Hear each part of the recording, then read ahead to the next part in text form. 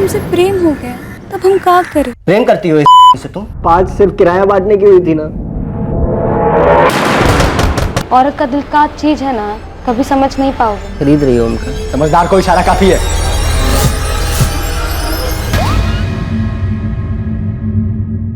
हा मी आता निघालो ते ऑफिसला यायला. हो संध्याकाळी मग नंतर तुला मी कॉल करतो. मग आपण तिथं स्टेशनच्या आसपास भेटूयात. चालेल? Okay bye bye.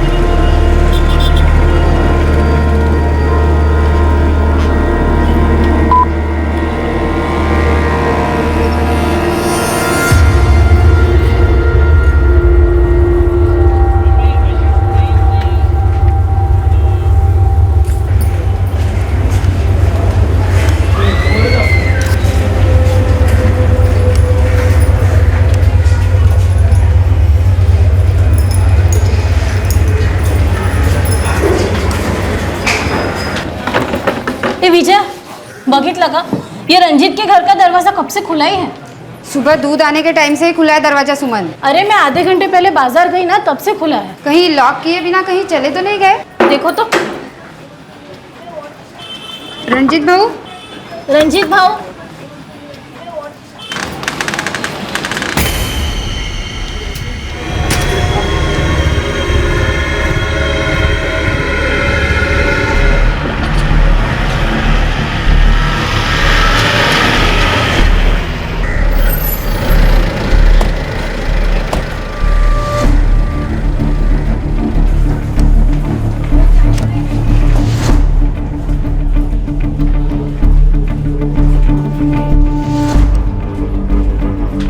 सर सांस नहीं चल रही है।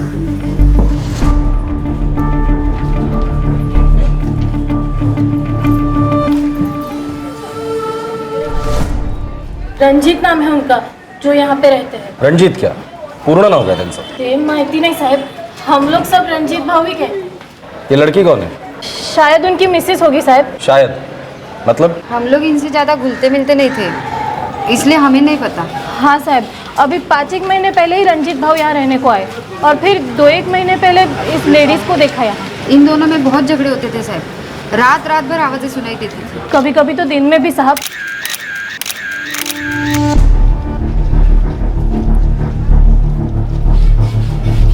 घर मालिक कौन है? प्रशांत बंसोड़े करके खजूरवाड़ी रहते हैं। ये रंजीत का मोबाइल नंबर है किसी के पास? कहाँ काम करता था पता है? कम से कम घर मालिक प्रशांत मनसोड़े का तो नंबर होगा किसी के पास? माझ्याकडे आहे साहेब, मैं अभी लाया। सर पूरे घर में ऐसा कुछ भी नहीं मिला जिससे लड़की की पहचान हो सके। कोई कार्ड कोई डॉक्यूमेंट कुछ भी नहीं। हाँ ये है।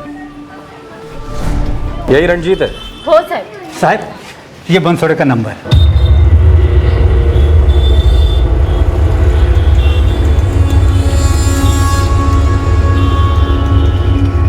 हाँ हाँ सर, मेरा ही फ्लैट है और रंजीत ठाकुर को मैंने किराए पे दिया है। लफड़ा है क्या सर? आपके फ्लैट में रंजीत ठाकुर की पत्नी की डेड बॉडी मिली है। क्या बात कर रहे हो सर?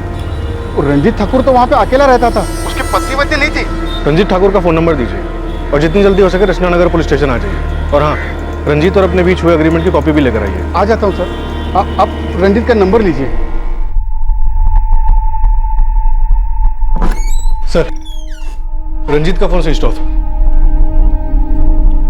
पहले का एड्रेस उत्तर प्रदेश, हो साहब, यूपी। सिर्फ यूपी। पूरा एड्रेस कहाँ है? साहब खैर संगू, मैंने वो एग्रीमेंट ठीक से पढ़ा भी नहीं है। बस 5 महीने पहले मुझसे मिला, बोला कि यूपी से आया हूँ, फैक्ट्री में काम करता हूँ, रहने के लिए जगह नहीं है, तो मैंने किराए पे दे दिया। लेकिन अपनी पत्नी के बारे में उसने कुछ नहीं कहा था। ये घर का किराया लेने तुम जाते थे घर पर? नहीं नहीं नहीं, वो खुद दुकान पे आके देके जाता था। उसकी बीवी का मोबाइल या और कुछ घर पर मिला था? नहीं सर, पूरा घर छान मारा, कुछ भी नहीं मिला। एक तो ये कच्चा आधा अधूरा एग्रीमेंट बनवाते हो। किराएदार के बारे में आपको कुछ नहीं पता। आपके फ्लैट में एक औरत की लाश मिलती है, कोई कहता है कि वो रंजीत ठाकुर की बीवी है, पर किसी को ये नहीं पता कि वो है कौन। ठीक है, आप जाइए, जरूरत पड़ेगी तो दोबारा बुला लूंगा। Thank you sir. उस रंजीत की फोटो है ना हमारे पास?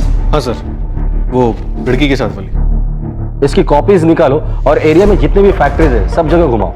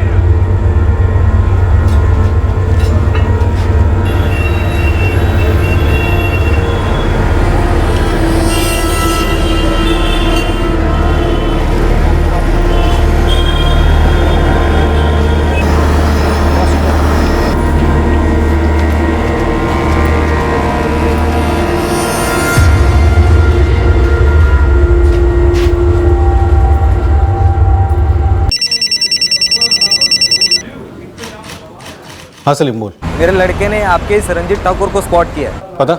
नूरानी लॉज, कमरा नंबर 4।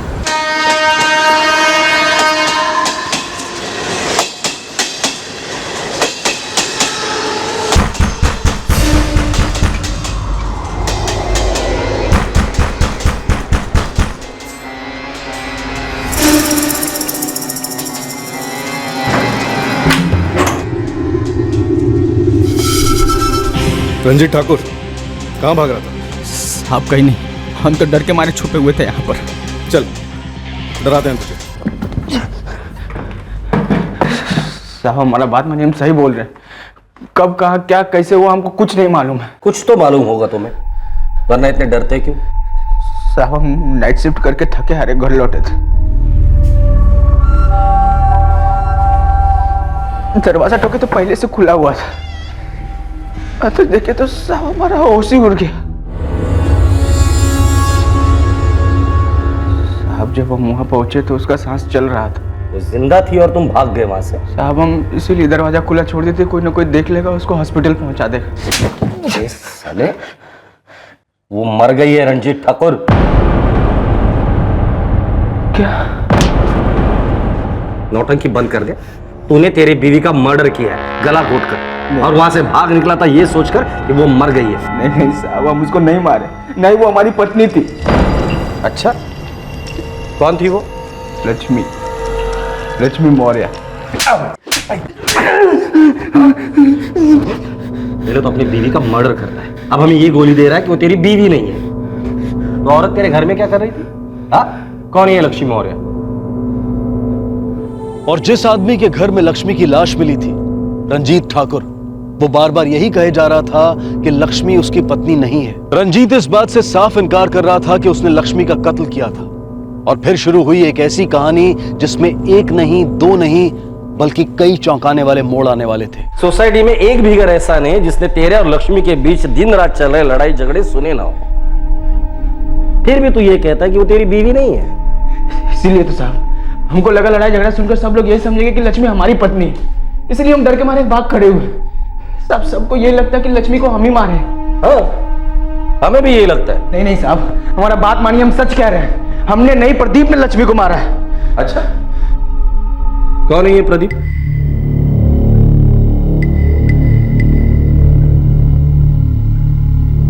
कहाँ है प्रदीप? साहब उसको बगल वाले लॉन्ड्री में काम दिलवाया था। अब समझ में आ गया। कोलसे, इसने लक्ष्मी के पति प्रदीप को लॉन्ड्री में नौकरी दिलवाई और लक्ष्मी इसके साथ रहने लग गई। इसलिए प्रदीप चिढ़ गया और गुस्से में आकर उसने लक्ष्मी को मार डाला। करेक्ट? आप लक्ष्मी और हमारा प्रेम था, जबरदस्त प्रेम था, जो तूने उसे गला दबाकर मरने के लिए छोड़कर भाग गया था। साहब हम सच बता रहे हैं आपको, ये प्रदीप ने ही उसको मारा है। रंजीत ठाकुर, मेरे हिसाब से तेरा और लक्ष्मी का प्यार था, फिर भी तूने उसका गला दबाया। अब तेरे और हमारे बीच कोई प्यार वाला चक्कर तो है नहीं, तो अब तू सोच ले कि तेरे साथ हम लोग क्या क्या कर सकते हैं। जब तक सांसें चल रही है सच सच बोल दे। हम आपको सब सच सच बताते हैं। शुरू से शुरू कर, चल। साहब 8 महीना पहले हम परशुराम भैया के घर में एक कमरा किराए पर लिए थे। लक्ष्मी वहीं पर खाना बनाने का काम करती थी, हमारे ही तरफ की थी। वहीं पर उससे दोस्ती हुई थी। राम राम परसु भैया, बुलवाए थे क्या? अरे हाँ रंजीत, बुलाया था मैंने। अगले महीने तेरे खोली का एग्रीमेंट खत्म हो रहा है। अरे तो उसमें क्या परसु भैया, नए साल का एग्रीमेंट बनवा दो। देख, मेरे पास एक पार्टी आई हुई है, ज्यादा भाड़ा दे रही है। कितना ज्यादा? साहब उतना किराया देने में हम सक्षम नहीं थे, तभी लक्ष्मी मिली और उसको हमारी हालत समझ में आई।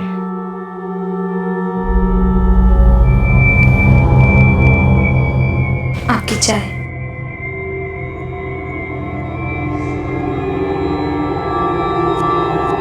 क्या बात है, कुछ परेशान लग रहे हैं। परसु भैया एकदम से बम फोड़ दिया हमारे ऊपर। बोल रहे खोली का किराया बढ़ गया, इतना पैसा कहाँ से लाएंगे? आप बुरा न माने तो एक ठो बात बोले। हाँ लक्ष्मी बोलो।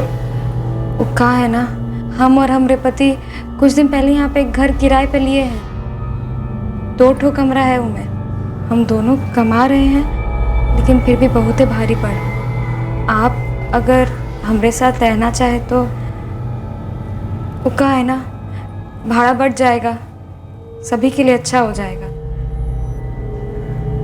आप कहे तो हम बात करें का अपने पति से? हाँ हाँ जरूर बात करो, और उनसे पूछ लेना फाइनल किराया जितना भी होगा, फिर उस हिसाब से हम देख लेंगे। प्रदीप मान गया साहब, हमको भी आराम मिले। जितना किराया हम परसु भैया के दे रहे थे उससे 1/3 कम देना पड़ रहा था। हम प्रदीप और लक्ष्मी की खोली में आ गए रहने। थोड़ा ज़्यादा पैसा देकर उनके साथ खाना भी खाने लगे, और प्रदीप से अच्छी दोस्ती भी हो गई हमारी। हम एक तो कारखाने में मजदूरी कर रहे थे। प्रदीप एक हार्डवेयर की दुकान में काम करता था, और लक्ष्मी का खाना बनाने का काम चल रहा था। सब ठीक चल रहा था साहब, और फिर वो दिन आया साहब। उस दिन को तो आना ही था रंजीत। तूने तेरे नए दोस्त प्रदीप को धोखा दिया था, उसकी बीवी पर डोरे डाल रहा था। नहीं साहब, ऐसा नहीं था। लक्ष्मी भी हमको लव करती थी।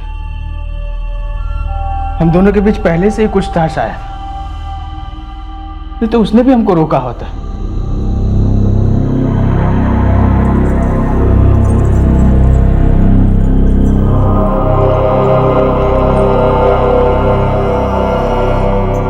इसके पहले भी हमारा बात होता था। प्रदीप के साथ वो नाखुश थे।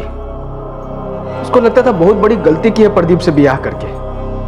बातों बातों में पता नहीं कब हम दोनों बहुत ही करीब आ गए।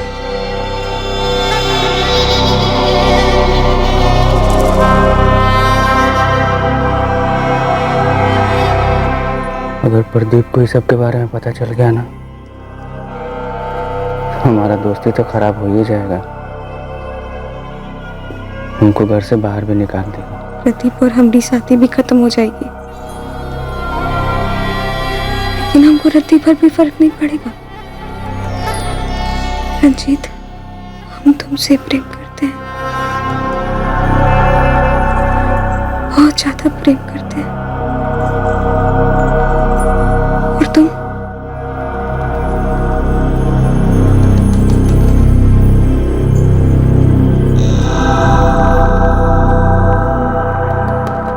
हम जब दोपहर में अक्सर घर आने लगे तो प्रदीप को शक हो गया था साहब, जिस बारे में हम दोनों को कुछ नहीं पता था। और फिर एक दोपहर को हमको रंगे हाथों पकड़ लिया।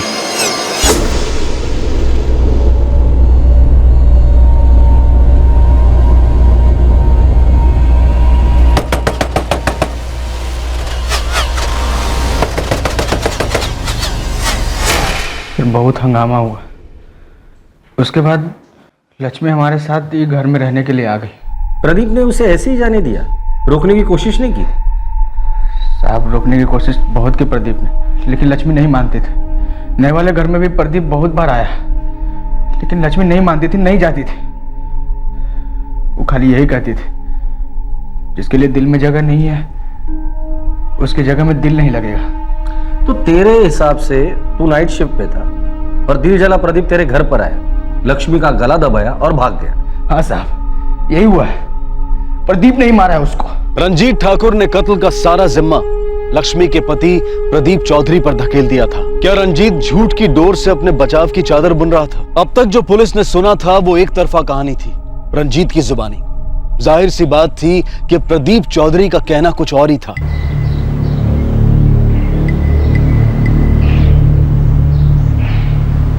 वो देखो साहब, वो आ गया प्रदीप चौधरी। जी साहब, क्या हुआ? प्रदीप,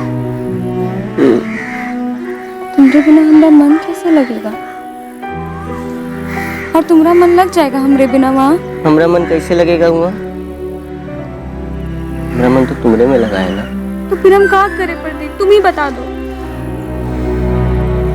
देखो लक्ष्मी, ये गांव में रहकर हम दोनों का साथ रहना ना के बराबर है। और जो अगर भाग भाग के शादी कर लिए तो भी लोग पकड़ के पीपल के पेड़ पे लटका देंगे। हम क्या कहते हैं, लटकाने दो। साथ जी नहीं सकते तो क्या हुआ, साथ मर तो सकते हैं ना। ना प्रदीप, हम कोई मरना वरना तनी को पसंद ना है, और हम छोटी जाति के हैं, तो इनमें हमारी क्या गलती? फिर तुमसे प्रेम हो गया, तब हम क्या करें? दो ही रास्ता है लक्ष्मी, या तो हम गांव वालों के हाथों कट के मर जाएं, या फिर हम अपने माँ बाप के लिए मरे जैसे हो जाएं। मतलब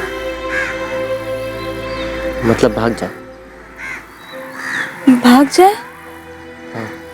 ये सारा रिश्ता, नाता, माँ बाप, गांव, सब कुछ छोड़ के आ जाए? तैयार हो?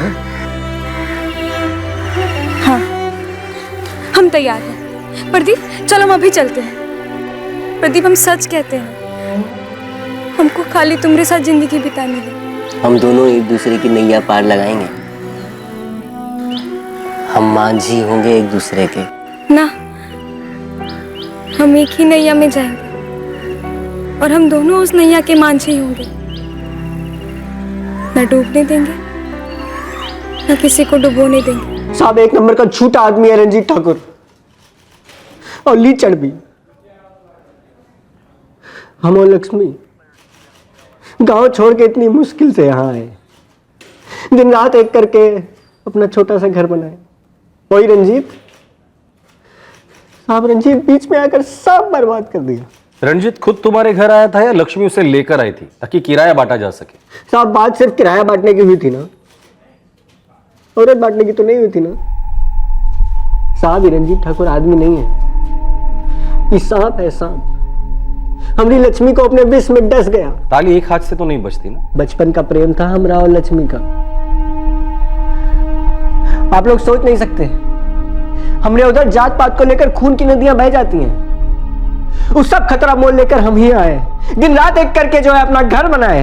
बहुत अच्छा जिंदगी चल रहा था हमारा। ये रंजीत बना दिया मुझको, दोस्ती की हम उसके साथ, और सबका ये बदला लिया है वो।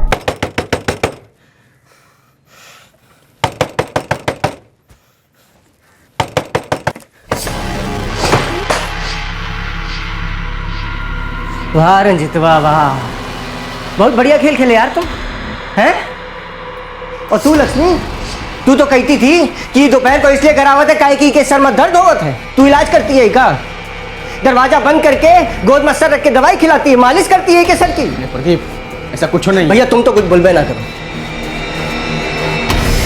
देखो अब तक जो हो गया उनके बारे में हम कुछ नहीं कर सकते, लेकिन हाँ आगे से ऐसा नहीं होगा।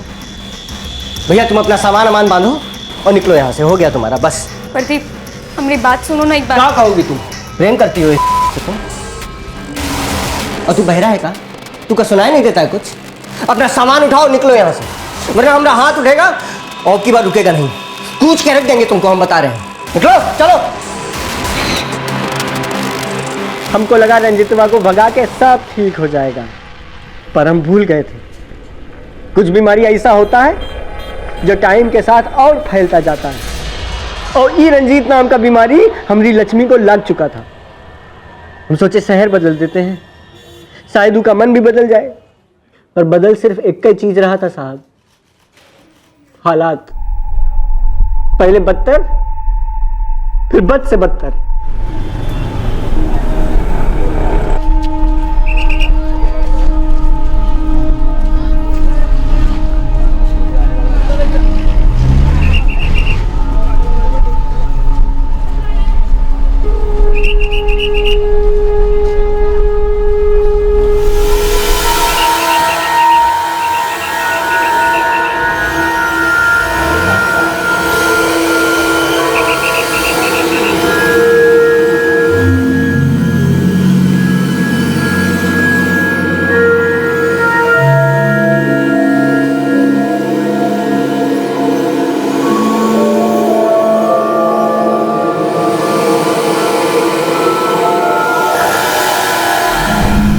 हेलो, लक्ष्मी, लक्ष्मी कहाँ हो तुम? हमको तुम्हारे संग नहीं रहना है। भाई कैसी बात कर रही हो लक्ष्मी? तुम पत्नी हो हमारी, 7 जन्मों का साथ है हम दोनों का, प्यार है हम दोनों का। ना है अब प्यार, सब खत्म हो गया। अब हम रंजीत से प्रेम करते हैं और पूरी जिंदगी मुंह के संग ही रहेंगे। लक्ष्मी, हमको तो विश्वास ही नहीं हो रहा है कि हमारी मांझी ही हमारी नैया डुबो रही है। दूसरा नैया ढूंढ लो। तुमको पता है हमको डूबना पसंद नहीं है। और हाँ प्रदीप, जहाँ रहो खुश रहो। जिंदगी की नाव से हमको बाहर फेंक दिया साहब। हम तो सोचे थे हम दोनों एक दूसरे के मांझी होंगे, जीवन एक साथ पार लगाएंगे। वो एक बार ये भी नहीं सोची कि उसके बिना हम जिएंगे या मरेंगे। साहब हम तो दिन रात यही सोच में डूबे रहते थे कि वो हमारी लक्ष्मी है भी कि नहीं। उसके बाद तुमने कभी लक्ष्मी को कांटेक्ट नहीं किया?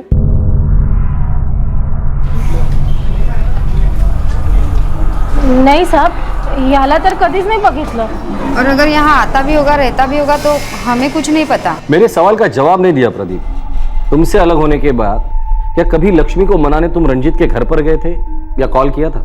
हाँ साहब, उसके बिना तो हम जिंदा लाश जैसे हो गए थे साहब।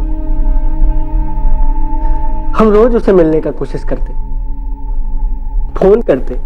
हम डूब गए रे लक्ष्मी, कुछ नहीं हमारे पास। न किराया देने के लिए पैसा, न पैसा कमाने के लिए नौकरी, न नौकरी ढूंढने का ताकत। सब खत्म हो गया, बेजान है हम। कहीं कूद जाए, कोई ट्रेन के नीचे आके कट जाए, बताओ कैसे खत्म करे इधर। या एक काम करो, तुम ही हमको आके कोई नदी में धक्का दे दो। तुम क्या बात कर रहे हो प्रदीप? सब ठीक हो जाएगा। तुम ऐसा घाव दी हो ना कि अब कुछ ठीक नहीं होगा। हमारी बात सुनो, हम तुमको घर का किराया दे देते हैं। बोलो कहाँ मिलने आए हम तुमसे? प्रदीप ये लो।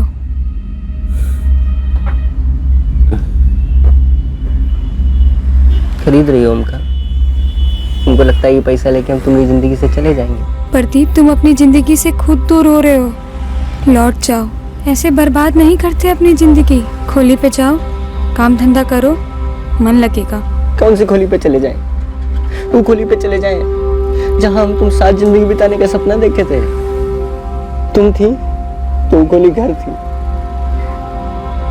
तुम्हारे बिना ऐसा लगता है जैसे ईटा पत्थर बिछाया हुआ है बस।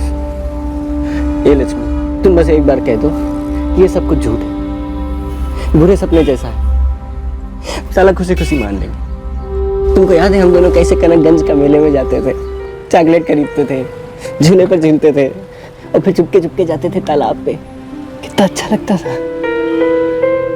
याद है नहीं याद है? ये लक्ष्मी, हम दोनों साथ भाग के आए थे ना यहाँ।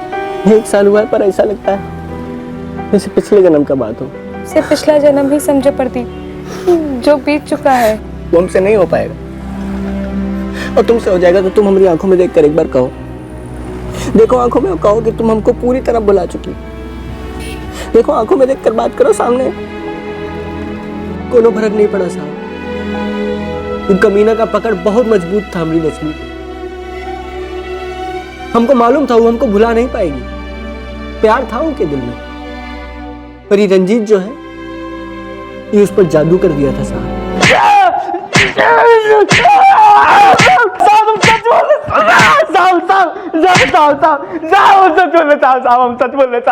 हमारा बात मानिए। वो प्रदीप हमको फंसाने की कोशिश कर रहा है, अपना जुर्म हमारे सर पे डाल रहा है साहब। सुन, तेरा एक भी पड़ोसी ऐसा नहीं है जो ये कह रहा हो कि उसने कभी प्रदीप को तेरे घर आते देखा या जाते देखा है। साहब उनको तो ये भी नहीं पता कि लक्ष्मी का नाम लक्ष्मी। अब उनकी बात पे भरोसा नहीं कीजिए साहब। अच्छा, तो तेरे इस झूठ पे यकीन करें हम लोग? अब झूठ हम नहीं, झूठ प्रदीप बोल रहा है और जी रहा है। उसको चिढ़ था कि लक्ष्मी हमारे प्यार में पड़ गई। हमारे साथ वही करना चाहता था जो उसको लगा कि हमने उसके साथ किया। घर में घुसो और घर वालों के रिश्ते तोड़ दो। लक्ष्मी, तुम क्या कह रही हो? ये कैसे हो सकता है? काहे नहीं हो सकता है रंजीत, तुम भूल रहे हो वो आदमी से हम शादी किए थे, और वो तुमको भी तो मदद किया था ना जब तुमको जरूरत पड़ा था। ठीक है, तुम कह रही हो तो हम मान लेते हैं, लेकिन नौकरी लगते ही उसको यहाँ से जाना पड़ेगा। हम पहले ही बता रहे हैं तुमको। हाँ ठीक है। और एक बात, कुछ कहने का जरूरत ना है। तुम आदमी लोग ना, औरत का दिल का चीज है ना, कभी समझ ना पाओगे। ठीक है प्रदीप, हम तुम्हारे लिए कोई नौकरी ढूंढते हैं, तब तक तुम रह सकते हो यहाँ हमारे मेहमान बनकर। तुम्हें हमारे ऊपर एहसान किए थे, हम भूले नहीं हैं। शुक्रिया, हम भी ये एहसान कभी नहीं भूलेंगे। एहसान फरामोश निकला साहब। जब जब ड्यूटी से आते तो घर में ही पड़ा मिलता था और लक्ष्मी का माथा घुमाता रहता था। बहुत हाथ पैर मार के उसको लॉन्ड्री में नौकरी दिलवाए, नौकरी मिल गया उसको, कमाने भी लगा, लेकिन घर से जाने का नाम ही नहीं लेता था। कितने दिन रहा? पूरे 25 दिन। अभी 5 दिन पहले ही उसको घर से निकाले थे।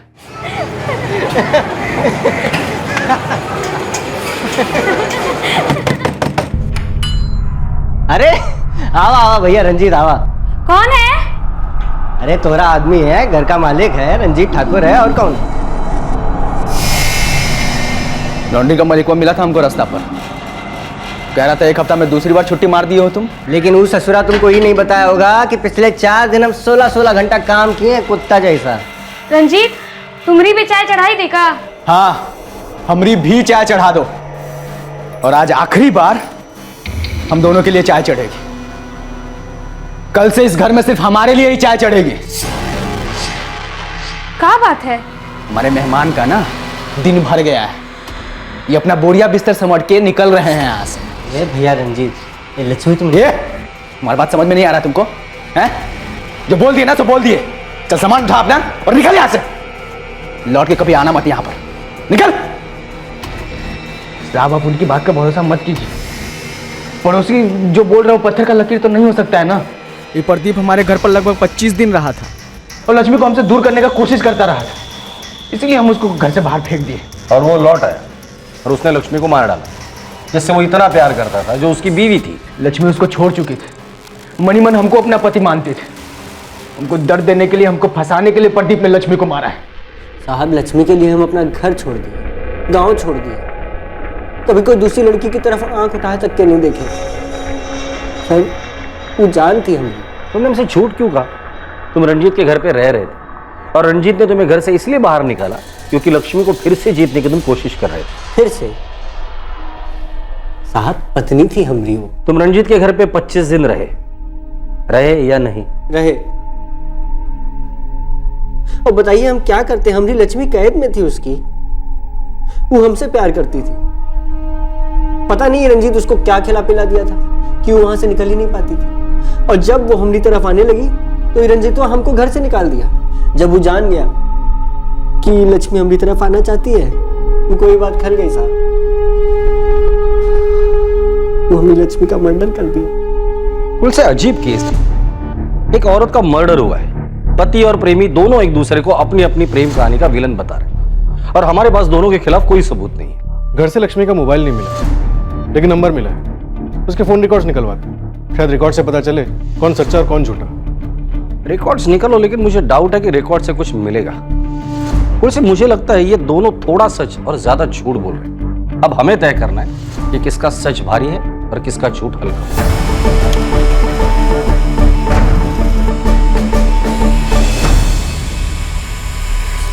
सर आप सही कह रहे थे, फोन रिकॉर्ड से कुछ भी नहीं मिला।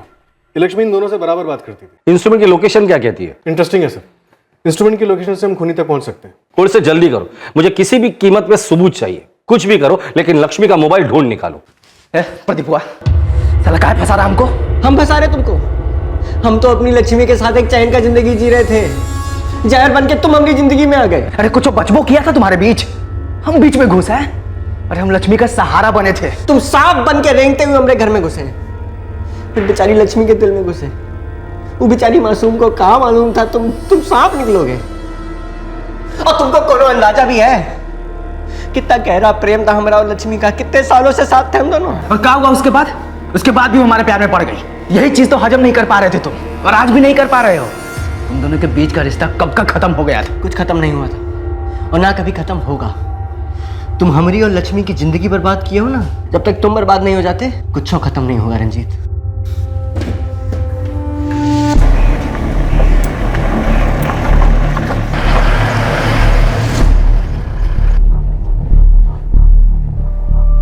खोली के मालिक को बुलाओ।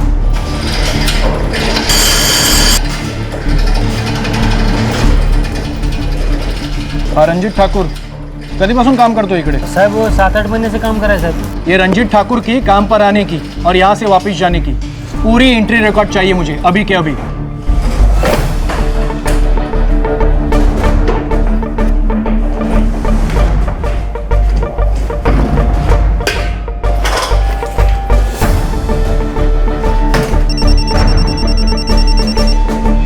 ठाकुर से बोलो, कुछ मिला? लगता है अब हम मुजरिम को तोड़ सकते हैं।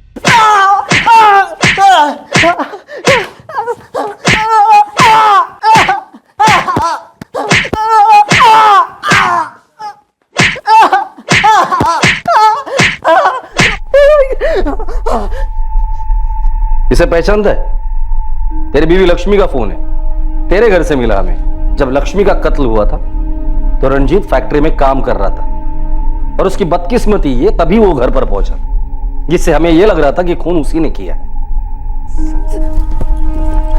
एक तीर से दो शिकार करने चला था तू। तेरी बीवी लक्ष्मी जिसे तू बेवफा समझता था, और दूसरा उसका प्रेमी रंजीत जिसे तू अपना प्रतिद्वंदी मानता था। जब लक्ष्मी हमको रंजीत के घर में बुलाई, जगह दी, तो हम समझ गए थे कि अभी भी उसके दिल में हमारे लिए जगह है। हमको लगा वो हमारे पास वापस आ रही है, हमको लगा हम उसको मना लिए। ऐसा कुछ भी नहीं हुआ था। काहे नहीं हुआ था साहब? वो हमारे साथ इतना बड़ा धोखा कैसे की है? हमारी पत्नी कोई पराये मर्द के साथ चली जाए और हम हाथ में हाथ धरे रह के बैठे रहे का? ना,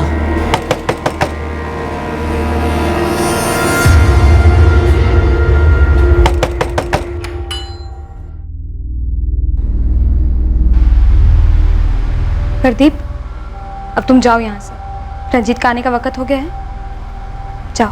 कितनी अजीब बात है ना, जो बात तुम हमसे कह रही हो ना, वो बात एक औरत अपने प्रेमी से कहती है, पति से नहीं कहती। रंजीत के साथ हमारा दिन रात झगड़ा हो रहा है। वो को लगता है कि हम फिर से तुम्हारे करीब आ रहे हैं। वो हमको धमकाया है कि अगर ऐसा कुछ हुआ ना तो हमको घर से निकाल देगा। तो बेशक निकाले। और वो होता कौन है तुमको धमकाने वाला? तुम हमारी पत्नी हो, अर्धांगिनी हो हमारी तुम। लक्ष्मी, हम तुम्हारे घर लौटने का दिन रात पागलों की तरह इंतजार कर रहे हैं। सब कुछ बुला के आ जाओ, हम लोग नए सिरे से जिंदगी शुरू करेंगे। तुमको समझ में नहीं आ रहा है, हम तुम्हारे पास लौटना नहीं चाहते। हम रंजीत से प्रेम करते हैं और बहुत प्रेम करते हैं। अरे पत्नी हो तुम हमारी। तुम शादी का बात कर रहे हो? हाँ, वो शादी भी कौन शादी थी का? एक दूसरे को माला पहनाए, सिंदूर लगाए, हो गया। और तुम कभी कोशिश भी किए एक अच्छा पति बनने का? तो हम अब कोशिश करेंगे, पूरा कोशिश करेंगे। हम दोनों ढंग से शादी करेंगे। हमको तुममें कोनो दिलचस्पी नहीं है और हमें जबरदस्ती मत करो तुम। जबरदस्ती? हम क्या तुम्हारे साथ जबरदस्ती? एक तो तुम्हारे वास्ते हम अपना घर बार, बिरादरी में हुक्का पानी, गांव अम्मा सब छोड़ कर यहाँ आ गए। तुमको मालूम भी है एक छोटी जात की छोकरी के साथ शादी करने का क्या मतलब हुआ था? मालूम है तुमको क्या हाल होगा जब हमारा गांव जाएंगे? तब काट देंगे हमको सब। जबरदस्ती तुम की हमरे साथ चिपक गई। एकदम सही कहे तुम।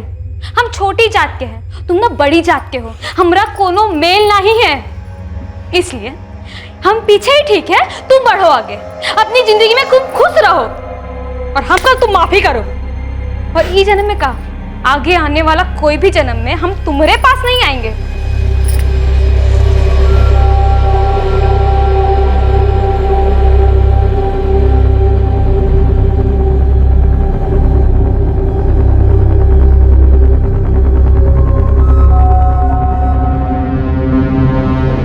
उस दिन जब हम वहां से निकले तो हम रास्ते में रंजीत को देखे। हम समझ गए कि वो घर ही जा रहा है। तब हमरे दिमाग में ये बात खनकी कि सबको शक उसी पर होगा जो बर्बाद किया हमारी जिंदगी, उसका जिंदगी भी बर्बाद होके रहेगा। वो पहले हमारी प्रेमिका थी साहब, फिर पत्नी बनी। हम उसके लिए जान न्यौछावर करते थे साहब। उनको हमारे साथ ऐसा नहीं करना चाहिए था। रंजीत ठाकुर, तुम जा सकते हो।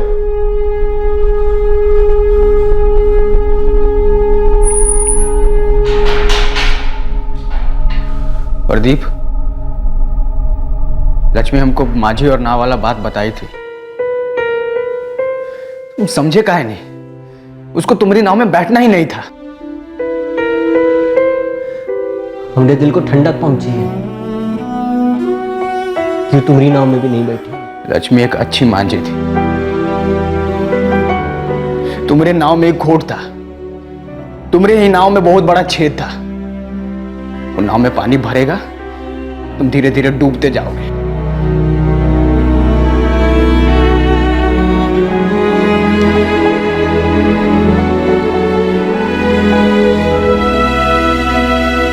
तीन प्रेमी न सिर्फ प्यार में पड़े हुए बल्कि प्यार में जले हुए, आकर्षण की एक ऐसी आग से घिरे हुए जिसने उन तीनों को तबाह कर दिया। मशहूर हॉलीवुड अभिनेत्री लॉरेटा यंग ने कहा था, love is in something that you find, love is something that finds you. यानी कि मोहब्बत ढूंढने से नहीं मिलती, बस मोहब्बत खुद ब खुद आपको ढूंढ लेती है। लेकिन जब ये मोहब्बत अलविदा कहे तब प्रेमी करें तो क्या करें? प्रेमियों के बर्ताव पर नैतिक टिप्पणियां करना उचित नहीं। मोहब्बत वाकई लोगों को दीवाना बना देती है, लेकिन अगर ये दीवानगी जुर्म की नाव पर सवार हो जाए और उस नाव को आगे बढ़ाने के लिए कत्ल को अपना चप्पू, अपनी पतवार बना ले, तो या तो ये नाव डूबती है या फिर एक ही मंजिल पर आ पहुंचती है, जो है कानून का घाट। इस कहानी में लक्ष्मी को भी दोषी मानना आसान है, शायद स्वाभाविक भी। वो प्रदीप के प्रेम में थी और दोनों काफी जोखिम उठाकर शहर भाग आए थे, घर बसाया था।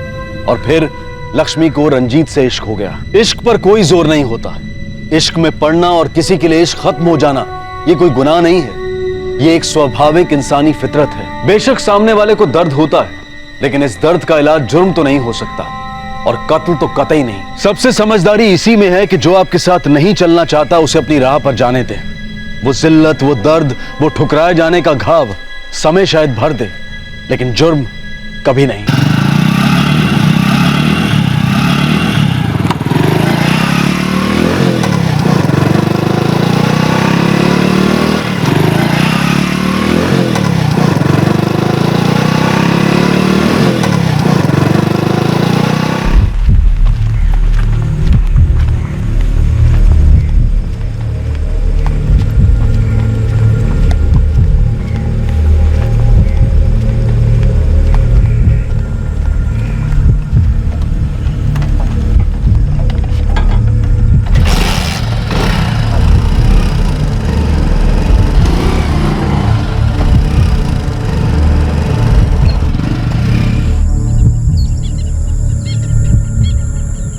नितिन चिलम बरोबर. अरे घाई कसली है, पहले दारू का नशा तो चढ़ने दे, फिर चिलम फूकते. तुझा फोन दे जरा. मेरे फोन की बैटरी डाउन है. तेरी डाउन है तो मेरी पूरी मर गई है यार. इतने जल्दी में बुलाया तूने, चार्ज भी करने नहीं दिया. पूरा डेढ़ है देख. चल ना, कोई वांदा नहीं, मैं एक फोन करके आता हूँ. हाँ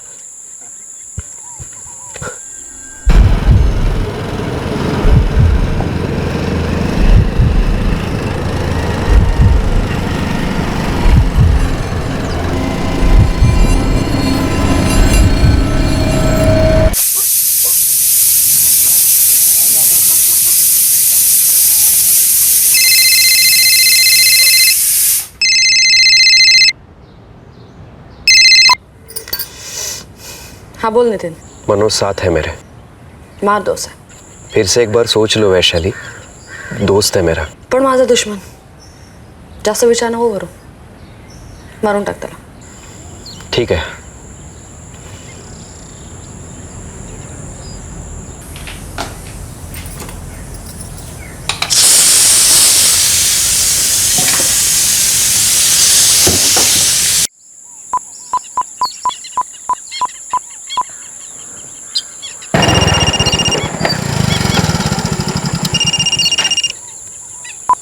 बोल. कुठे पोहोचलास? 5 मिनिट दूर हूँ. जल्दी है.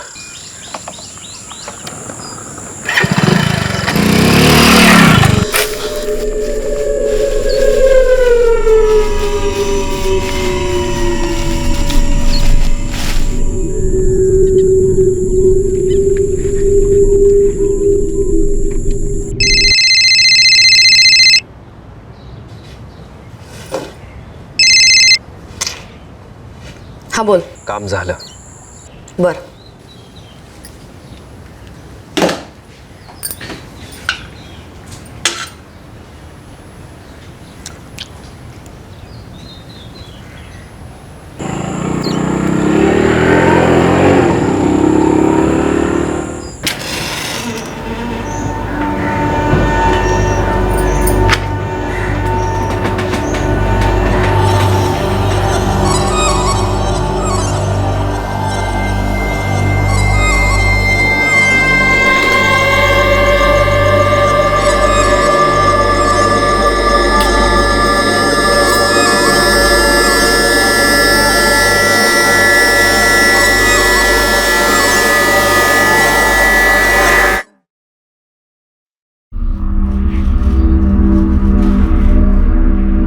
मावशी शोधतोय आम्ही त्याला.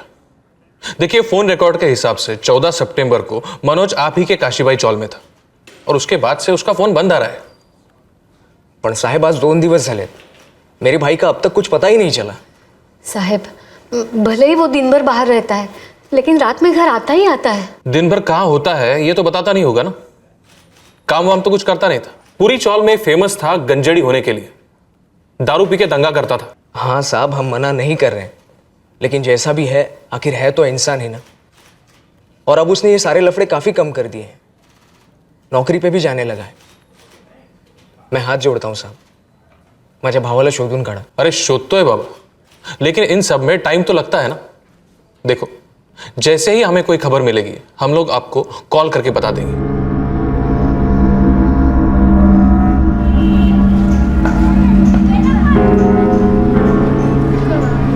क्या कभी किसी को पता चलने वाला था कि मनोज साल्वे के साथ क्या हुआ था और क्यों हुआ था?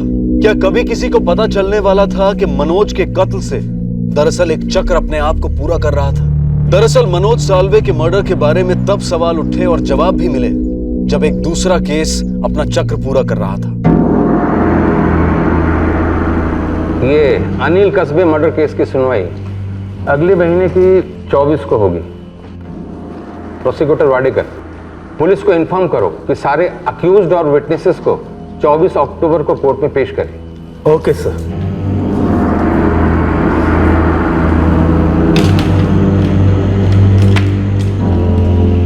तीन आरोपी थे. हो साहेब, शेखर मेश्राम, मुजीब शेख आणि मनोज साल्वे.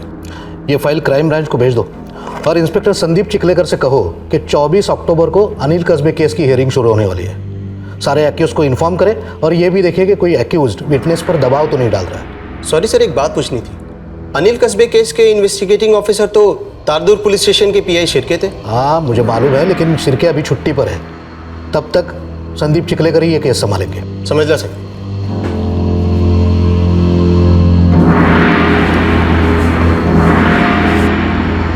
सर, नागेश, ये 1 साल पुराना मर्डर केस है। 3 आरोपी थे, शेखर मेश्राम, मुजीब शेख और मनोज साळवे, जिसमें से मेश्राम को जमानत नहीं हुई, बाकी 2 बाहर है। मुझे इन तीनों के अपडेट्स चाहिए। हो सर। अगले महीने से केस की सुनवाई शुरू हो रही है। डीसीपी साहब ने कहा है जमानत में बाहर मुजीब शेख और मनोज साळवे, इनके अपडेट्स लो और उन्हें रोज तारदुर्ग पुलिस स्टेशन में हाजिरी देने के लिए बोल देना। जी सर।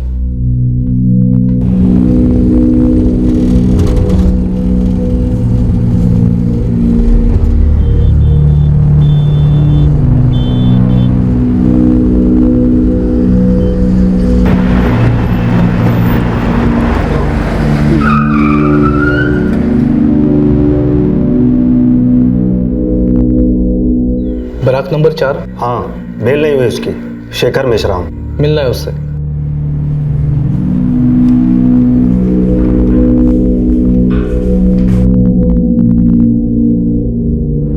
ठीक है, लेके जाओ सर। 1 मिनट साहब, क्या बात है? मेरी जमानत होने वाली है क्या? ना, तेरा केस ट्रायल पे आ रहा है, तैयार रहना। साहब मेरी बेल करवा दो ना साहब। वो दोनों तो टांग दे गए। वो मुजीब और मनोज एक बार मिलने तक नहीं आए साहब। तो खुद होके मिल गया था ना उनसे मर्डर करने, तब समझना चाहिए था इस जुर्म की दुनिया में कोई किसी का नहीं होता। साहब सुनो ना साहब।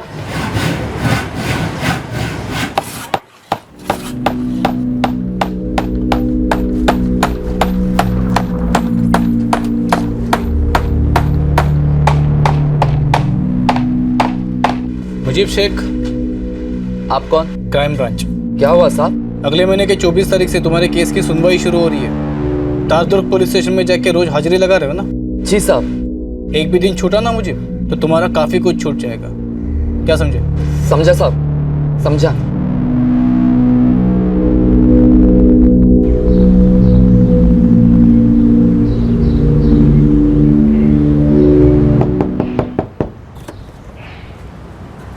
जी मनोज साळवे ये रहता है? हाँ। आप? Crime branch. मिल गया मनोज? कहाँ गया मनोज? साहब यही तो मैं रोज पुलिस स्टेशन जाके पूछती हूँ, लेकिन कोई कुछ कहता ही नहीं, बताता ही नहीं मेरा लड़का कहाँ है। आपके बेटे को पुलिस ढूंढ रही है। देखिए, अगले महीने मनोज के केस की सुनवाई है। उसे बोलो तारदुर्ग पुलिस स्टेशन में जाके रोज हाजिरी लगाए। अगर नहीं गया ना तो उसकी हालत बहुत खराब हो जाएगी। हालत तो आमची खराब है साहब। पिछले 2 हफ्तों से मनोज का कोई पता नहीं। पता नहीं क्या हो गया है मेरे बेटे को। लेकिन गुप्ते, उसका फोन 2 हफ्ते से ऑफ है। आप लोगों को और कोई भी सुराग नहीं मिला? डिटेल सारी निकाली थी नागेश। ये मनोज होटल में वेटर का काम करता है। 1 नंबर का गंजेड़ी और बेवड़ा इंसान है। कहाँ नहीं ढूंढा उसे, लगता है फरार हो गया कहीं। फरार है तो खोद दो पूरा इलाका और उसका इतिहास भी, घसीट कर लेकर इस मनोज को। सिर्फ 3 हफ्ते है हमारे पास। एक काम करो, मुजीब को उठाकर लेकर आ, उसकी बेल कैंसिल करने की एप्लीकेशन कोर्ट में डाल दो। नागेश, 24 अक्टूबर को इन तीनों को कोर्ट में सुनवाई के लिए हमें हाजिर करना ही है। साहब हम लोग हफ्ते में 1-2 बार बैठते थे। बैठते थे मतलब पीने के लिए? हाँ साहब, कभी कभी पीने, कभी चरस, कभी गांजा। आखिरी बार कब मिले थे? साहब हम लोग 12 सितंबर को मिले थे और उसके बाद 15 को भी मिलने वाले थे। अरे यार, बैठने को तो अपन कभी भी बैठ सकते थे, लेकिन आज नहीं। आज होटल में सॉलिड मारा मरी अपन की। 15 को बैठते हैं ना, छुट्टी है मेरी, मस्त हवा में उड़ेंगे। वो भिखारी गली का माल लेके आता हूँ मैं, मस्त कड़क। 15 को छुट्टी हो सकती है ना तेरे को? छुट्टी हो सकती है 15 को, मस्त चिल्लम मारेंगे, कबाब वबाब खाते हैं छोटू के यहाँ पे। ये बात 1 नंबर ना भवा, कड़क। 15 सितंबर को मैंने उसको कॉल किया था साहब, पर उसने अपना फोन स्विच ऑफ कर रखा था। 10-15 कॉल मारे मैंने, फिर उसके घर पर चला गया तो उसकी अम्मी बोली कि 14 तारीख को घर पर लौटा ही नहीं। साहब उन्होंने पुलिस कंप्लेंट भी की है, उसके बाद कोई खबर नहीं। इसके अलावा मुझे कुछ भी मालूम नहीं साहब। मेरे को क्या मालूम साहब, मैंने बताया ना आपको, उनकी जमानत होने के बाद में एक बार थोबड़ा भी नहीं दिखाया उन्होंने मुझे। मनोज साल्वे और मुजीब शेख, आप लोगों की जमानत हो गई है, चलो। मनोज, तेरे आई ने पैसे दिए और मुझे तेरे अब्बा ने। साला मेरे माँ बाप के पास तो खाने तलक के पैसे नहीं है यार। तुम लोग बाहर जाके मुझे छुड़ाओगे ना यहाँ से? अरे ये क्या पूछने की बात है शिखर, बस 2-4 दिन इधर आराम से काट तू, हम लोग छुड़वाएंगे ना तेरे को। क्या मुझे? और नहीं तो क्या, चल बे। हाँ चल। यार मनोज, मुझे भूलना मत रे। अरे ऐसे भूल गए मेरे को जैसे कि कभी हम साथ थे ही नहीं। इतने महीने हो गए, रोज सोचता हूँ आ जाएंगे आ जाएंगे। ये मनोज अगर कहीं फरार होना चाहता हो तो तेरे हिसाब से कहाँ भाग के जा सकता है? नहीं साहब, मेरा मनोज मुझे छोड़कर कहीं भाग नहीं सकता। गर्दुल्ले और शराबियों का रिश्ता सिर्फ नशे से होता है। साहब वो इतना भी गया गुजरा नहीं था, कमाता था, नौकरी थी उसकी। अच्छा, अब का है नौकरी? कौन से शहर में? साहब अगर हमें पता होता तो हम यहाँ रोते हुए आपके पास क्यों आते? पिछले 2 हफ्ते से रोज थोड़ा थोड़ा मर रही हूँ अपने बेटे के लिए। मैं हाथ जोड़ते साहब, उसे ढूंढ निकालिए। आपके रोने धोने से मेरा कोई लेना देना नहीं है, समझे? अगले महीने से मनोज के केस की सुनवाई शुरू हो रही। मुझे मनोज चाहिए, खुद सामने से चल कर आया तो ठीक है, वरना जिंदगी भर फरार होने के लायक नहीं बचेगा वो। तो साहब आप ढूंढिए ना उसे। देखिए हम भी यही चाहते हैं कि वो सामने आए, फिर चाहे सुनवाई हो या जो भी हो, हमें खबर तो रहेगी कि वो है कहाँ। और अगर मुझे खबर मिली कि मनोज कहाँ है, इस बात की तुम दोनों को खबर थी आणि आमच्याकडे नाटक करत होता, तो आप दोनों भी बहुत पछताओगे। सर, कॉल रिकॉर्ड के हिसाब से 14 सितंबर को मनोज साळवे के सेलफोन की आखिरी लोकेशन उसका घर ही था। आखिरी बार किससे बात हुई थी? कोई नितिन महाडिक है सर, वेल्डर है, इस मनोज का दोस्त ही है। मैंने कॉल किया था उसे।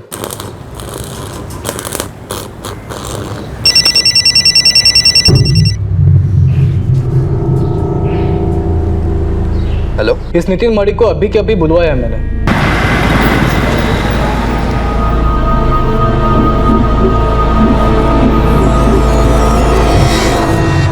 चौदह सितंबर को शाम 4 बजे तुम्हारी मनोज से बात हुई थी।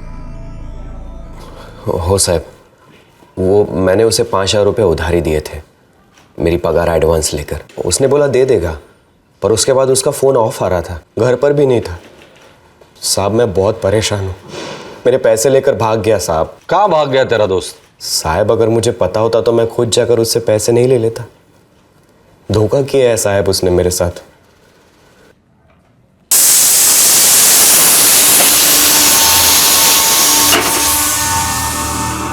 ठीक है, जाओ। Bye bye bye. हात पकड कर त्याचा, सोडू नको।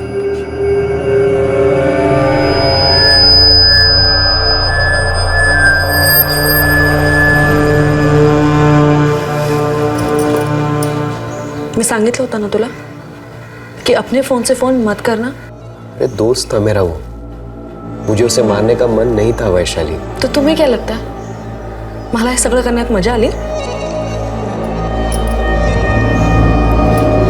जाओ देना, जो हुआ सो हुआ। पुलिस को अभी तो कुछ नहीं मालूम और ना ही कुछ मालूम होगा। मनोज साळवे गायब हो गया हमेशा के लिए। अरे ऐसे कैसे गायब हो गया चिखलेकर? वो कोई बड़ा इंडस्ट्रियलिस्ट तो है नहीं कि बेल मिलते ही लंदन या दुबई फुर हो गया। जी सर, मैं तो सिर्फ स्टेटस अपडेट कर रहा था। सर मनोज 23 तारीख तक मेरी कस्टडी में होगा और 24 तारीख को कोर्ट में सुनवाई के लिए मैं उसे हाजिर करूंगा। मुझे तुम पर पूरा कॉन्फिडेंस है चिखलेकर, ये मनोज साळवे किसी भी हाल में मिलना चाहिए। जी सर। इस मुजीब के हलक में उंगली डालो, जरूर कुछ ना कुछ तो उगलेगा। Yes sir. और हाँ, मनोज की माँ और भाई इन पर 24 घंटे नजर रख। नागेश, जिस मर्डर केस में ये तीनों आरोपी है उसकी चार्जशीट को पढ़ते हैं, शायद उसमें नक्शा होगा इस चर्सी के बिल का। जो सीधे रास्ते पर चल रहा है, ईमानदारी से 2 पैसे कमाने के लिए हाथ पैर मार रहा है, उसकी कोई परवाह नहीं है। लेकिन जो साला तेरी रत्ती पर भी परवाह नहीं करता, उससे तूने सिर पे बिठा के रखा है। राजा बेटा है ना तेरा वो परवाह करे ना करे, मैं उसकी परवाह करना कैसे छोड़ सकती हूँ? अरे आई है मेरी त्याची। तू तो आई है उसकी, लेकिन वो तेरा बेटा नहीं है आई। अरे बचपन से सिर्फ तकलीफ दी है उसने तुझे और मुझे भी। साला गांजे की चिलम में सारे रिश्ते नाते फूंक डाले उसने। अब भी पड़ा होगा किसी गर्दुल्ले के अड्डे पर, जाओ जाकर देखो। लेकिन बिना बोले ये कहाँ भाग गया होगा? चिलम बोल के पी थी उसने, हाँ? शराब बोल के पी थी। साला वो मर्डर बोल के किया था, जो अब बताकर भागेगा। जरूर उसे किसी ने फंसाया होगा। किसी ने फंसाया होगा, किसी ने फंसाया होगा। मैं जानती हूँ, मैं जानती हूँ। लेकिन अरे आई आई, अपने आंखों से ये पट्टी कब उतारेगी तू? उसके मर्डर केस की सुनवाई है कुछ दिनों में, पता है उसे। इस बार लंबा अंदर जाएगा वो, कम से कम 10-15 साल। इसीलिए अंडरग्राउंड हुआ है तेरा लाडला।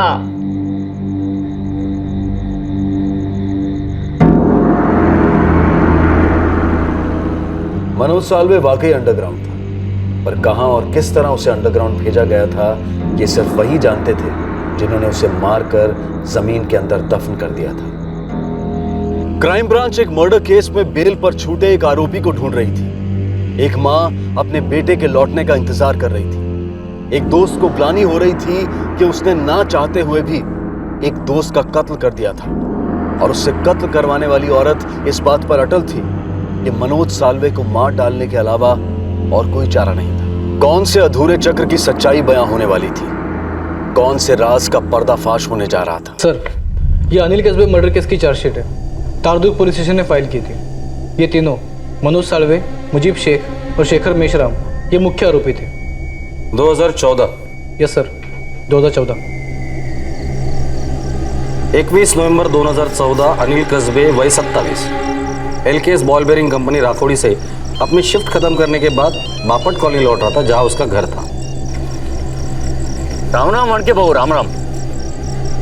बरं मी काय म्हणतो, शनिवारी आ जाओ ना घर पे, छुट्टी है ना, तो आराम से गप्पा मारेंगे। और हाँ, वो जीवन बीमा पॉलिसी का भी देख लेंगे। जैसे अनिल कस्बे मालती गली से होते हुए बापट कॉलोनी की तरफ बढ़ा, तभी उस इलाके के 3 नामचीन व्यसनी उस गली में दाखिल हुए। इन तीनों को शराब और नशीली पदार्थ लेने के बाद कई बार आवारगी करते हुए देखा गया था।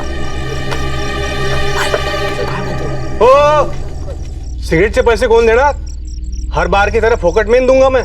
ओ राव, कशाला भुगता है? लिख दो ना खाते पे। अरे खाता बीता गेला खड्ड्यात। पिछले 3 महीने से एक पैसा दिया नहीं तुमने खाते का। ओ पुरंदर काका, इतना पैसा क्या चिता पे लेके जाएगा? और हम लोग आज सिगरेट फूकते तो क्या बुरा करते?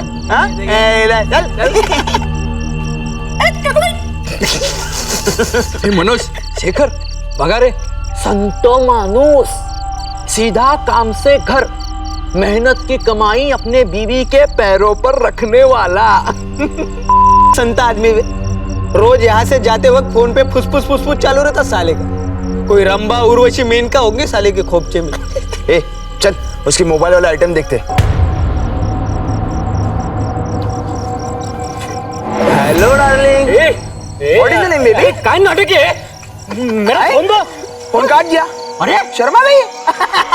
ले फोन। अरे फोन दो मेरा। ले बोल ले। अरे क्या कर रही है? ले देखो, मैं पुलिस में शिकायत करूंगा तुम्हारी। बच्चा भड़क गया, अभी तो फोन देना पड़ेगा। ले ले ले ना, अभी ले ले। अजीब सैंपल है, देता हो तो लेता नहीं, फिर बोलता है देता नहीं। ले ले ले टॉमी, ले ले ले ले ले ले ले। इन लुखों का ना रोज का भंग सही है, चर्सी 1 नंबर के। इन सालों को कोई जेल में नहीं डालता, लफंगे साले। मस्ती मत करो यार, क्या करोगे? मैं सच में पुलिस में जाऊंगा। अरे भाऊ भड़कला आता फोन द्यावा लागणार। ये ना ये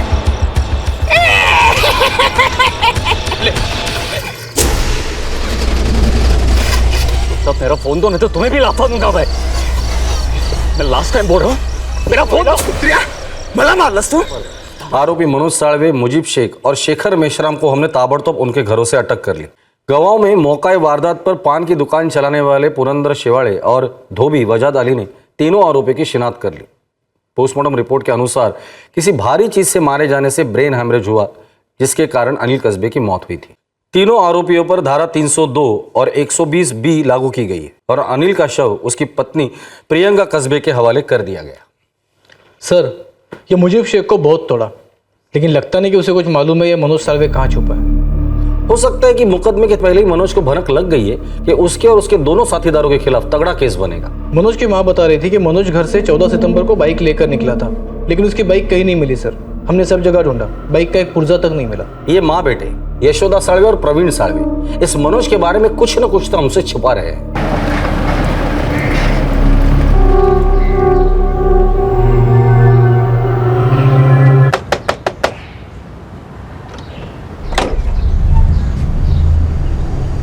मनोज को कहां छुपा कर रखा है? मैं उसे कहां छुपा के रखूंगी साहब? खोटा कशाला बोलू साहब, इस मेरे भाई ने हम दोनों का जीना मुश्किल कर दिया। इसलिए तुमने उसे गायब तो नहीं किया ना प्रवीण? क्या साहब, फिर उसमें और मुझमें क्या फर्क रहता है? एक बात मेरी ध्यान से सुनो, अगर 24 तारीख को मनोज कोर्ट में हाजिर नहीं हुआ तो उसे भगोड़ा घोषित किया जाए और भी तगड़े चार्जेस लगेंगे उस पर। उसके बाद अगर हम लोग उसे पकड़ते हैं या वो अपने आप को सरेंडर करता है, बेल तो होने से रहेगी उसकी। जितने साल मुकदमा चलेगा उतने साल जेल में सड़ेगा, सालों लग सकते हैं। चाहे जितने साल लगते हो लगने दो साहब, अब की बार मैं उसकी जमानत नहीं कराऊंगा। आणि तू पण ऐकून घे, खूप झालं आता, इस बार तेरे आंसू मुझे नहीं पिघलाएंगे। मैं अब थक चुका हूं, बस।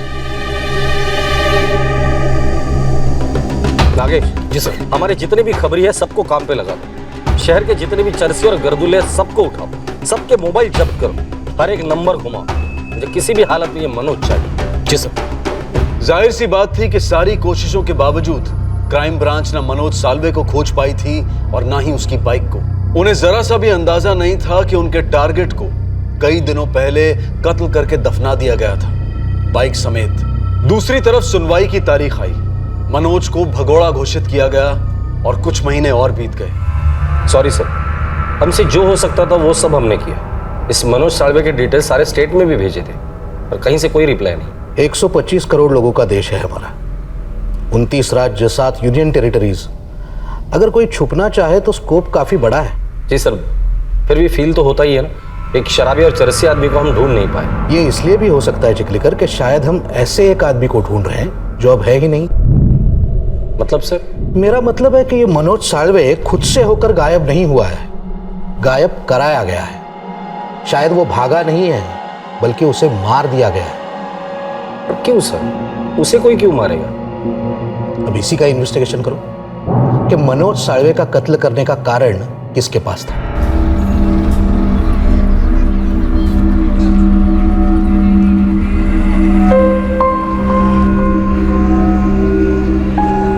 कशी आहेस वैशाली? बरी आहे। सोहम दिशा कशा आहे? First class. अपने नितिन को अच्छा जॉब मिल गया, सेट हो गया ना वो तो? हो। और तुम? चाल रहा है आपला। नीलेश, तुमसे कुछ कहना था। बोल ना वैशाली।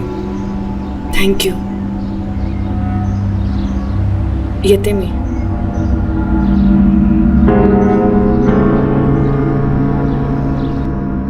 नागेश, डीसीपी सर को लगता है कि मनोज जिंदा ही नहीं है। हमने इस एंगल के बारे में सोचा ही नहीं, पर ऐसा हो भी तो सकता है। जी सर। प्रियंका कस्बे मृत अनिल कस्बे की बीवी, बापट कॉलोनी का एड्रेस है। बदला सर, अपने पति के कत्ल का बदला।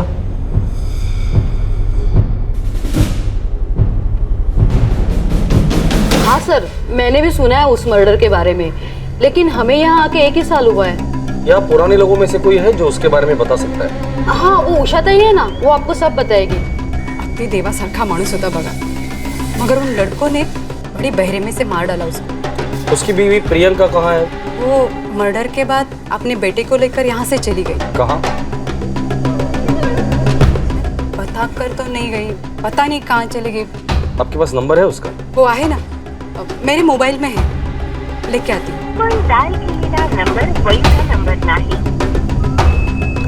सर, ये नंबर एग्जिस्ट नहीं कर रहा। मोबाइल सर्विस प्रोवाइडर को कांटेक्ट करो और इस नंबर के पुराने डिटेल्स निकालो, शायद कुछ लीड मिल जाए। जी सर। और हाँ, IMEI नंबर भी मंगाओ। हो सकता है प्रियंका ने नंबर चेंज किया हो, पर इंस्ट्रूमेंट शायद वही हो। सर, IMEI नंबर ट्रैकिंग पे डाल दिया है, लेकिन कॉल रिकॉर्ड से एक अच्छी लीड मिली है। कौन है? कोई अरविंद खरे, गिफ्ट शॉप चलाता है। ये प्रियंका कस्बे इसके यहाँ पे काम करती थी। हस्बैंड के ऑफ होने के बाद वो अकेली पड़ गई थी, 4 साल का बच्चा भी संभाल रही थी, इसलिए यहाँ के पगार में उसका कुछ हो नहीं रहा था। अब प्रियंका कहाँ है, कुछ पता है? मैं उसके टच में नहीं हूँ साहब। उसका पुराना नंबर भी चेंज हुआ है। मैंने तो उसका पुराना नंबर भी शायद डिलीट कर दिया है। एकदम कट टू कट आदमी हूँ। और कोई यहाँ काम करता है जो अभी भी उसके टच में हो? नागपुर। नागपुर? नागपुर साहब, वो नागपुर शिफ्ट होने की बात कर रही थी, तब मैंने मेरे उधर के एक दोस्त का नंबर उसको दिया। उसको उसकी साड़ी के शोरूम में एक सेल्स गर्ल चाहिए थी। अब पता नहीं साहब कि प्रियंका ने उसको कांटेक्ट किया या नहीं। वो हम पता कर लेंगे। आपके पास नागपुर वाले दोस्त का नंबर तो होगा ना?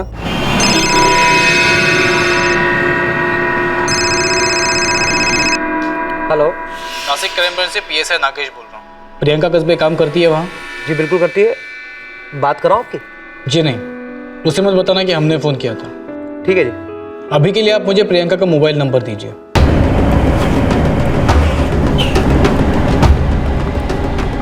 सर, प्रियंका कस्बे के नए मोबाइल नंबर के कॉल डिटेल शाम तक मेल पे आ जाएंगे। पहले मिलते हैं उसे फेस टू फेस, देखते हैं कितनी देर तक आंखों में आंखें डालकर बात करती है और कब आंखें चुराती है। मनोज साळवे नाम है उसका। ये नाम सुना था पुलिस के मुंह से। वो उन तीनों में से एक है ना? जी, मनोज को जमानत मिल चुकी है। क्या ये बात आपको पता है? नहीं पता सर, और जानकर भी मैं क्या करती। आखिर दर्द से किसी को जमानत मिलती है क्या? बिल्कुल सही कहा आपने, तकलीफ से भी कहाँ जमानत मिलती है। वैसे इतने छोटे बच्चे को लेकर यहाँ अकेली काफी मुश्किल हुआ होगा ना? कोई रहता है क्या यहाँ आपका? नहीं, यहाँ कोई नहीं रहता। तो आपका बेटा कहाँ रहता है? जब अनिल को मार दिया गया था तब मेरा बेटा सिर्फ 4 साल का था। मैं अकेले यहाँ नागपुर में उसकी देखभाल नहीं कर पाती थी, इसीलिए मैंने उसे नासिक में छोड़ दिया, मेरी ननद के पास। नासिक में कहाँ? वो MK रोड के पीछे ऋषिकुल कॉलोनी है, वहां रहती है। वैशाली महाडिक नाम है उनका। वैशाली महाडिक, वैशाली महाडिक। नागेश, मनोज का वो दोस्त जिसे मनोज को 5,000 रुपए लौटाने थे, जिसने 14 सितंबर को मनोज के साथ आखिरी बार फोन पे बात की थी। मैंने उसे 5,000 रुपए उधारी दिए थे, मेरे पैसे लेकर भाग गया साहब। नितिन महाडिक। वैशाली महाडिक? नितिन महाडिक। सर, कनेक्शन बन रहा है? हो भी सकता है, ऐसे भी हो सकता है कि सिर्फ सर ने मैच कर रहे हो। एक काम करो, खबरियों को काम पे लगा दो, नितिन महाडिक की पूरी कुंडली निकालो।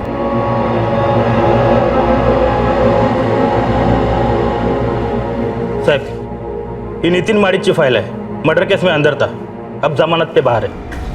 क्या?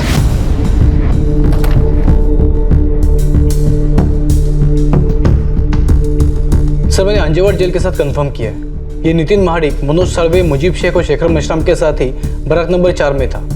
ये नितिन भी मर्डर केस में ही अंदर गया था सर। जी हाँ, नितिन माडिक उसी बैरक नंबर 4 में था जिसमें अनिल कस्बे केस के आरोपी मनोज साळवे, शेखर मेश्राम और मुजीब शेख थे। सर, ये नितिन महाडिक 2015 में बेल पे छूटा, फिर उसकी शादी वैशाली महाडिक के साथ हुई। कनेक्शन तो बन रहा है सर। खबरियों से न्यूज आई है ये? जी सर, बेस्ट खबरियों को काम पे लगाया था। अनिल कस्बे की बहन वैशाली, उसका पति नितिन महाडिक मनोज साळवे का दोस्त है, और इसी नितिन ने आखिरी कॉल किया था मनोज को, और यहाँ आके बता रहा है कि मनोज उसके 5,000 रुपए लेकर भाग गया। अब कनेक्शन बन रहा है। बस ना? तब मी बघतो।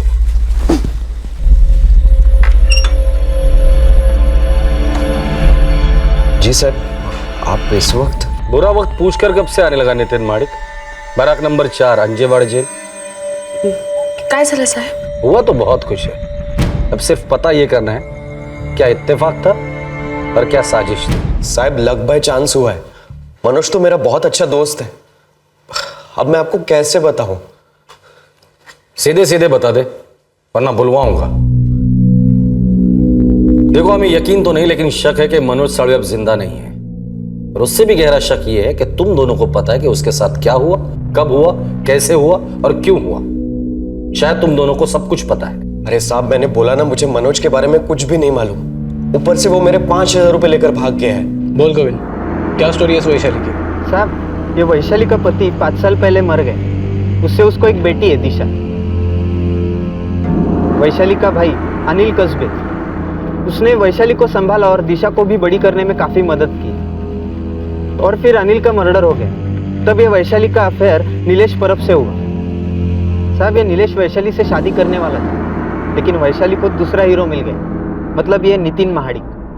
साहब, ये नितिन वैशाली के पहले पति का दोस्त है। ये मनोज साळवे के मर्डर की क्या खबर है तेरे पास गोविंद? वैसे कोई डायरेक्ट खबर नहीं है, लेकिन एक बात है, ये जो नीलेश है वो नितिन का भी दोस्त है और वैशाली के भी टच में। मतलब ये सब एक दूसरे से मिलते रहते हैं। अरे नहीं साहब, लक बाय चांस हुआ है कि हम लोग एक दूसरे से जुड़े हुए हैं। कसम से बोल रहा हूँ, हमें नहीं पता कि मनोज कहाँ है।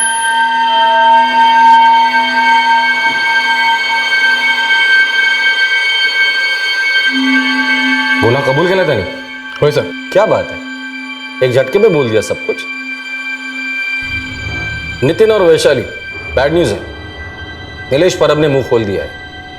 मनोज साळवे का मर्डर हुआ है.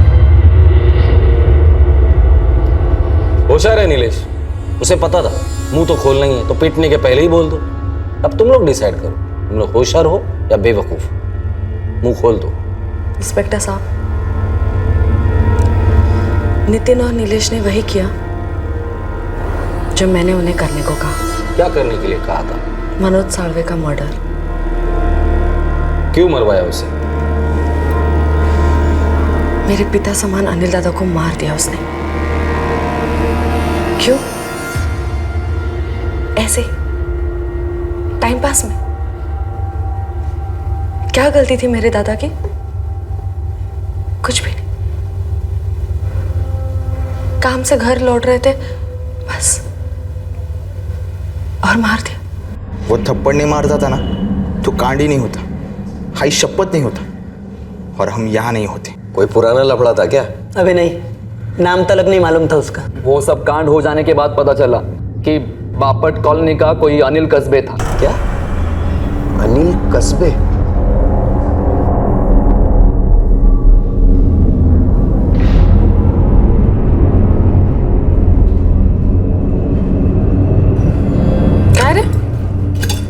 काय झालं? वैशाली, तेरे अनिल दादा के साथ जो हुआ, क्यों हुआ ऐसे? माहित नहीं रे. मेरे सीधे साधे अनिल दादा को इतनी बुरी तरह से मार डाला. क्यों? क्या मिला उन्हें मेरे अनिल दादा को मारकर? वैशाली, मैंने तेरे से एक बात छुपाई है. मैं जब जेल में था, वो तीनों भी जेल में थे जिन्होंने अनिल दादा का मर्डर किया. हम लोग एक ही बारात में थे. बहुत अच्छी दोस्ती हो गई थी हमारी. क्या होगा? और जिसने अनिल दादा को पत्थर मार के मार दिया, वो मनोज सालवे. उसकी और मेरी बहुत अच्छी दोस्ती बन गई है. ये इत्तेफाक नहीं था साहब, साजिश थी. मेरी नहीं, मेरे तकदीर की. तकदीर ने ही मुझे यह मौका दिया. मेरे दरवाजे पर दस्तक दी. बोली कि ये ले वैशाली, तुझे एक मौका दे रही, ले ले अपने भाई की मौत का बदला, पूरा कर दे अधूरा चक्र. मेरा शिकार मनोज साळवे बेल पर छूटा था, और मेरे पास एक हथियार नहीं, दो हथियार थे. नितिन और नीलेश.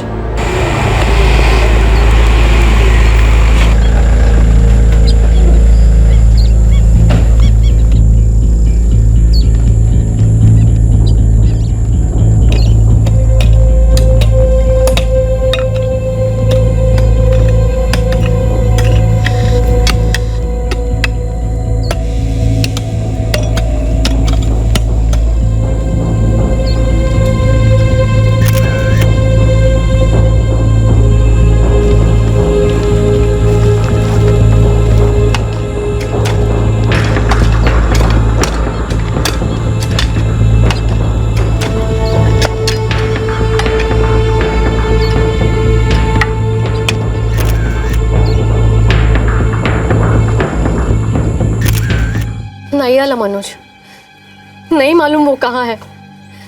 यकीन कीजिए साहब, हमने उसे कहीं नहीं छुपाया. यशोदा भाई, आपका बेटा अब कभी वापस नहीं आएगा. 14 सितंबर को उसका कत्ल हुआ, बाइक भी मिली है. प्रवीण से कहिए हमसे आके मिलने के लिए.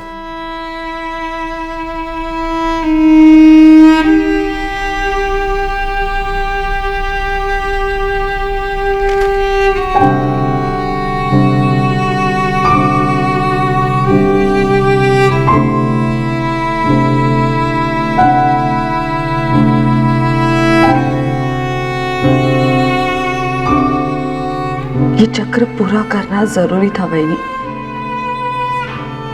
रोक नहीं पाई मैं अपने आप को.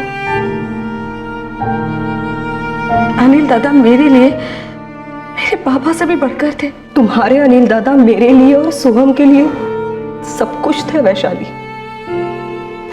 जैसे जैसे दिशा के लिए तुम सब कुछ थी।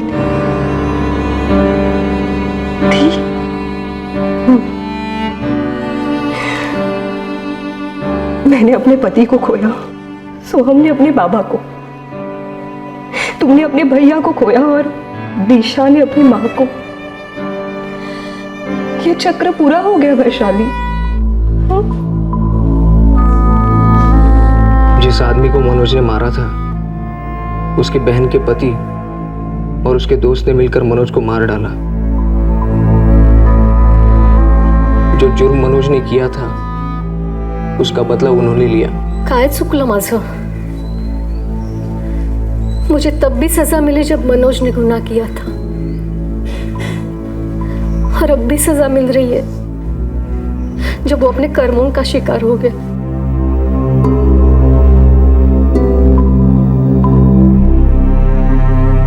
न्याय हर पीड़ित का अधिकार है, पर क्या प्रतिशोध न्याय हो सकता है? क्या प्रतिशोध उस चक्र को पूरा कर सकता है जो जुर्म से मिली हुई पीड़ा को मिटा सके?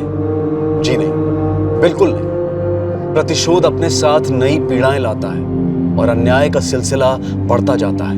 मुजरिमों को सजा देने के लिए कानून और सिर्फ कानून सक्षम है, पर जुर्म से मिले हुए दर्द से जायज तरीके से निपटने के लिए हम सबका सक्षम होना जरूरी है। शोक और मातम कानून की दहलीज में रहकर ही मनाया जा सकता है, साथ ही साथ संतुलन की दहलीज भी पार नहीं की जा सकती। बदले का जुनून कभी सुकून नहीं दे सकता। वैशाली की बेटी अब प्रियंका के साथ नागपुर में रहती है, जहां प्रियंका अब अपने बेटे सोहम को भी संभाल रही है। वैशाली नितिन और नीलेश पर आईपीसी की धारा 302 के तहत हत्या के लिए, धारा 201 के तहत सबूत मिटाने के लिए, धारा 364 के तहत कत्ल के इरादे से बंदी बनाने के लिए और धारा 34 के तहत कॉमन इंटेंशन के चार्जेस लगाए गए हैं। तीनों फिलहाल जुडिशियल कस्टडी में हैं। कल रात आपसे फिर मुलाकात होगी एक नए केस के साथ सीआईडी के एपिसोड के बाद। तब तक सुरक्षित रहें, सतर्क रहें और देखते रहें क्राइम पेट्रोल सतर्क। सबक एक को सीख हम सबको। जय हिंद। इस तरह के और भी एपिसोड देखने के लिए हमारे चैनल को सब्सक्राइब करें और बेल आइकन दबाना ना भूलें।